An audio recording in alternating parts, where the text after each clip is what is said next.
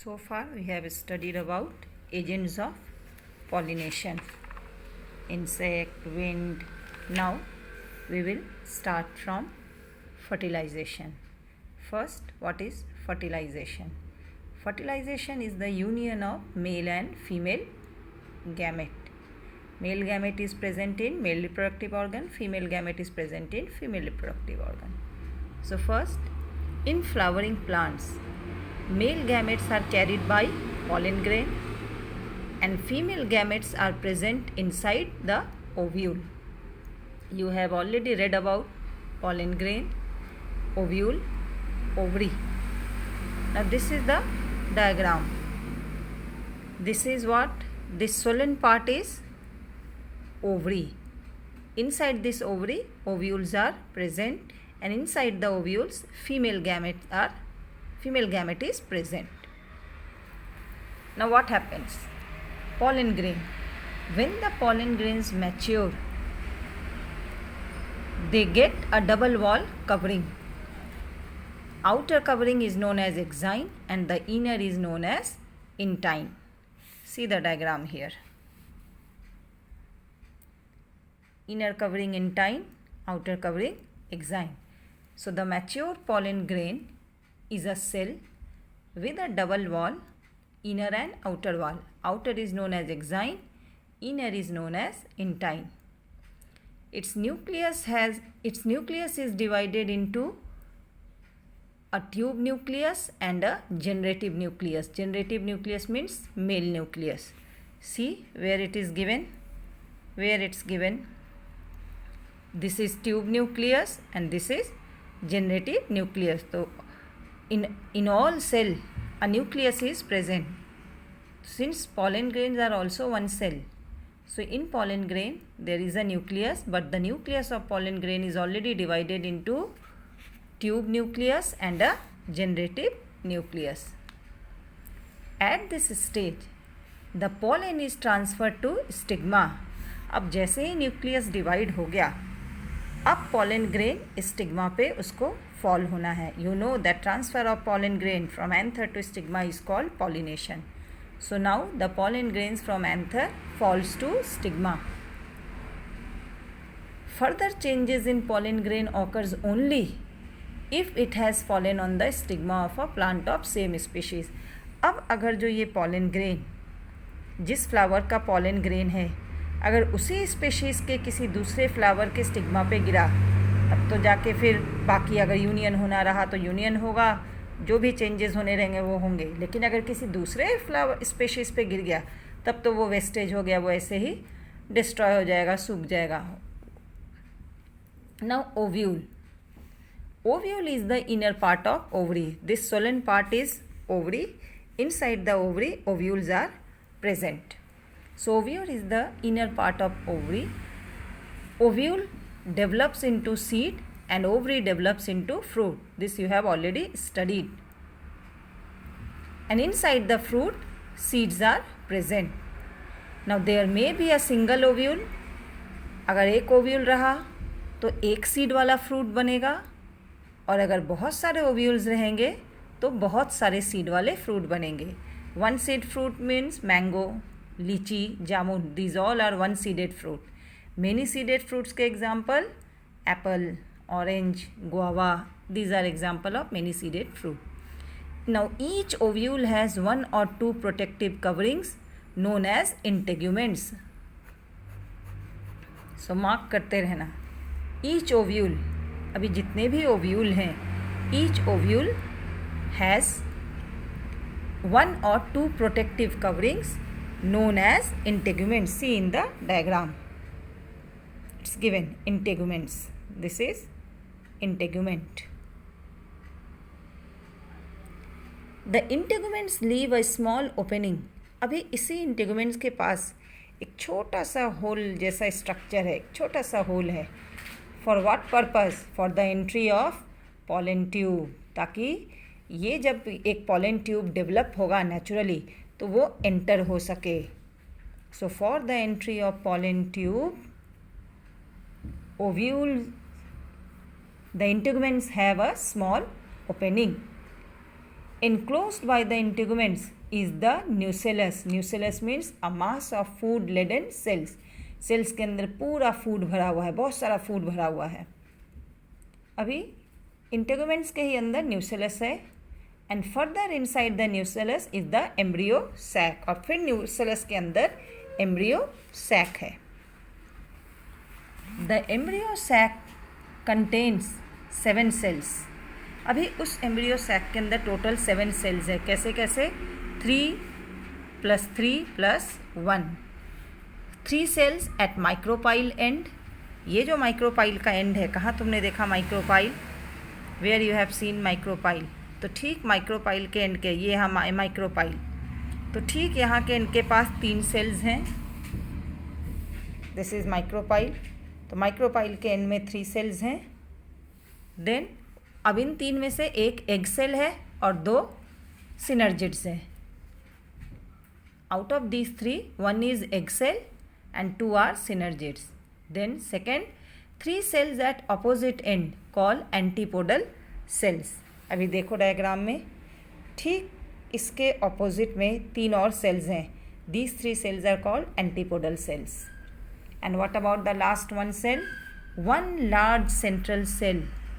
The central cell is different, containing 2 nuclei. अब ये जो बीच में एक सेल है वो बिल्कुल अलग है, क्योंकि उसके अंदर 2 न्यूक्लियाई प्रेजेंट रहता है. These 2 nuclei are called polar nuclei. इन दोनों को बोलते हैं polar nuclei. Okay, clear? Now germination of pollen grain. Pollen grains germinates only if it has pollen. अब पॉलन ग्रेन्स तभी जर्मिनेट होगा जब वो मेल स्टिग्मा पे फॉल होगा, वो भी सेम स्पेशीज़ के फ्लावर के बाद. Stigma of the flower provides the solution of sugar to feed the pollen cell. अभी बदले में स्टिग्मा पॉलन सेल को ग्रोथ होने के लिए क्या प्रोवाइड करता है? Sugar solution. A pollen tube grows out of the pollen grain. अभी ऑटोमेटिक एक पॉलन ट्यूब ग्रो होता है अपने आप, natural. So a pollen tube grows out of the pollen grain by breaking through its exine. Exine means outer covering. तो outer covering को तोड़ते हुए एक pollen tube अपने आप grow होगा. The generative nucleus means male nucleus, divides into 2 nuclei. Male gamete nuclei, also called sperm nuclei. So thus there are total 3 nuclei which are not separated by any cell wall. So they share a common cytoplasm. सब के लिए एक ही cytoplasm रहेगा. तीनों एक ही जगह present रहेंगे because they are not separated by any cell wall. इनके बीच में कोई सेल वॉल की कवरिंग वगैरह कुछ भी नहीं है. The pollen tube grows through the stigma and style by dissolving the tissues with the help of enzymes and finally reaches the ovary. अब ये pollen tube सारे टिश्यूज़ को डिज़ोल्व करके with the help of enzymes reaches the ovary. वो ovary के अंदर पहुंचता है. देयर, अब जब वहाँ ये पहुँचा, it pushes through the micropyle. अभी तुमने पढ़ा कि माइक्रोपाइल के यहाँ पे माइक्रोपाइल में होल रहता है जिससे पॉलन ट्यूब अंदर जा सके. So it pushes through the micropyle and reaches the embryo sac which is inside the ovule. अंदर है. The tube nucleus which had directed the growth of pollen tube now disintegrate. अब ये फिर pollen tube अपने आप टूट जाएगा. Now the pollen tube enters one of the synergids and releases its 2 sperm nuclei. अब ये अपने 2 sperm nuclei यहाँ पे रिलीज कर देगा.